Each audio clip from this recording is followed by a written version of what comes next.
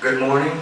We are MDB Industries, and MDB stands for Maîtrise de Bâtiment, which is French for Masters of Building.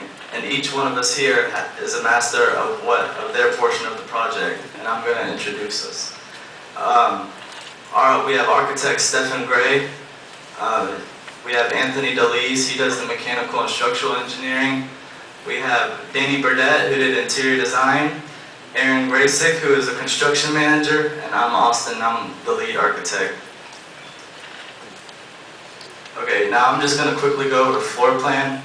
We have 3 gyms up here, which are all 1 story, and then connecting to it is our 2-story building, which has the cardio weight room, the locker rooms, and the lobby on the 1st floor, and the 2nd floor is where the offices and mechanical rooms will be. And then, because of where our building is, we have we recommend the bridge shown in the lead board there for the pedestrian bridge, and going into detail for architecture is Stefan. Hi, I'm Stefan, and I'm also the architect. I'm going to put some emphasis on the very simple things, just to wrap everything up for the architecture. It has a 1-story gym, not be confused with just 10 feet. It is 2 stories tall, but there's nothing above it, which levels out with the 2 stories of office buildings. And the gym has retractable bleachers. It has clear story lighting, which is natural light coming from the outside through windows.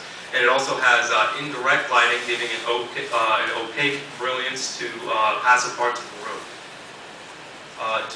To put some emphasis on the lead, we're going to get through that quite quickly. We have a score of 83 lead points, giving us LEED Platinum. To go through the most recognizable points, LEED is where you have quite a few solar usages, such as solar hot water and solar area lighting. That is for the parking lot and saves a lot of power, especially whenever there's a lot of people in the area. For water conservation, we have a 0.8 gallon super low flow toilets and auto closing faucets to save much water. And for LEED, we have smart parking, which includes bike racks and eco-car parking for cars such as hybrids, electric cars, and very low cylinder, low emission cars. And as I said before, an 83 out of 110 for LEED Platinum. I'm going to pass it on to Anthony.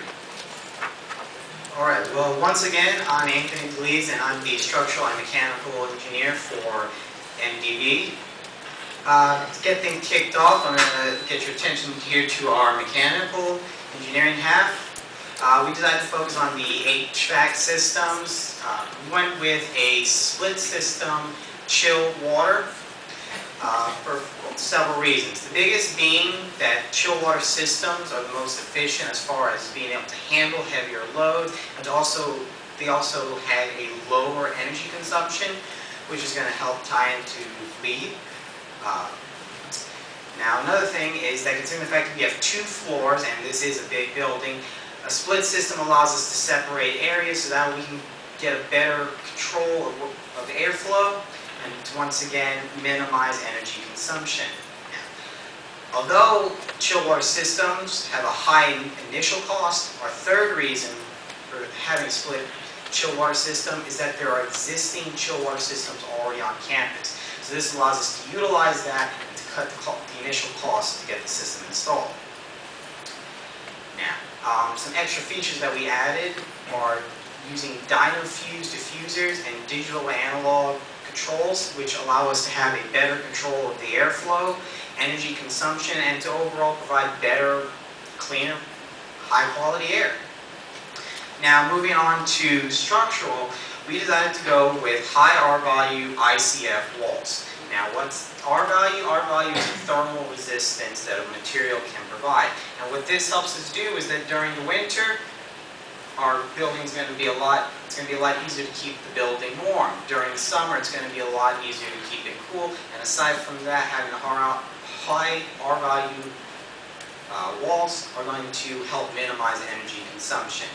Over our gymnasium, we went with a standing seam metal roof, and to hold it all up, we went with long span trusses.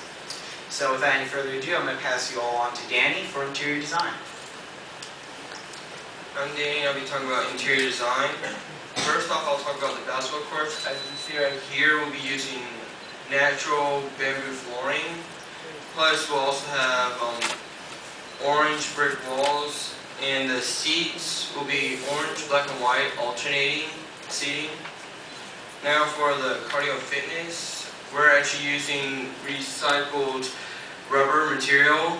That way it'll be a lot more efficient and should help with lead points. And we'll have acoustic ceiling tiles. In the hallways, we'll actually have all uniform black and orange flooring with a double pinstripe design, and we'll have also orange brick walls there. For the coach's office, we will be having grade 1 maple flooring, plus the walls will be eggshell white for a calm but classic look.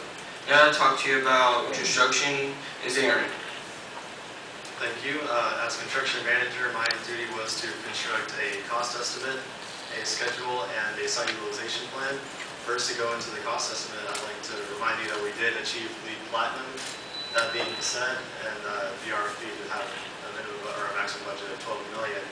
Our budget peaked at just over that at $15 million. However, let me please remind you that we did achieve LEED Platinum, and with all those LEED components, we'll be saving a lot of money in the long run. And all the components that Stefan mentioned earlier. And with that, I'll move on to scheduling. And as long as this presentation goes well, we are scheduled to get a notice to proceed on July 12, 2012, and begin our design phase after that. Once completed, we'll move on to we'll receive a building permit and move on to site development and construction on October 11, 2012. And proceed from there to do exterior walls, interior walls, slab on grade, structural work. We'll do flooring, roofing finishes, everything needed to actually physically build the gymnasium and the rest of the building. And then from there, we'll move on to installing furniture on June 20th, 2013. And that won't take too long. Within the next month of July 4th, we'll actually reach total completion from our notice to proceed to total completion is a total of 51 weeks or 11 months. And from there, I'll move on to site utilization, which basically is this sketch I have right here. And what it is a model of what the site will look like while it's under construction. This is used to help new construction workers have less confusion on the site. And that shows where the crane will be going in this green rectangle in the back right. That's the crane loading area. Below that, in the orange, is the delivery parking. On the left side, we have storage for the construction workers' tools, tool belts, hard hats, anything they'll need on the site. Above that, inside the orange rectangle, is construction parking, where the construction workers will park their cars before they head off to work. And a few aspects I'd like to point out about that is how the crane loading area is located far away from the construction parking. That, of course, you wouldn't want a crane to confuse your Nissan Cube or your Honda Element with some type of storage container and lift it up and jog it 100 yards across the job site. So that's one key point about that. Another would be the yellow area in the bottom right is located off to the side road of the campus. That being to diverge the semi-trucks that bring in all the supplies off the main road to cause less traffic, of course, for the existing operations on the campus. And with that, I'll pass it back to my colleague, Austin. Just a quick recap. Our facility is going to be one that is going to enhance the student's experience, and it's going to be one that students will want to show off. And as our colleagues have put here, we have made up to the RFP requests, and although we are concerned about the budget, we have solid ideas to help make the best building we can. And we appreciate the opportunity, and we are MDV Inc. Thank you.